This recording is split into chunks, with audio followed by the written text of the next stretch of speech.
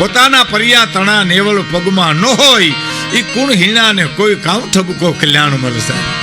એ સંસ્કારના પ્રદાન મહાપુરુષો કરે છે, સ્વામીજી કરે છે શિક્ષણ દ્વારા. સંસ્કાર સાથે, સંસ્કારની સાથે શિક્ષણ, શિક્ષણની સાથે સંસ્કાર. એકલા સંસ્કારથી પણ કાંઈ ચાલે નહીં. અટાણા કોમ્પ્યુટર યુગમાં શિક્ષણની પણ જરૂર છે. એકલા શિક્ષણની પણ જરૂર હાલે નહીં, સાથે સંસ્કારની પણ જરૂર છે. સાહેબ, દોષ જોયા, તને આંખ શુભ જોવા માટે આપી, તે દોષ જોયા દુનિયાઓના.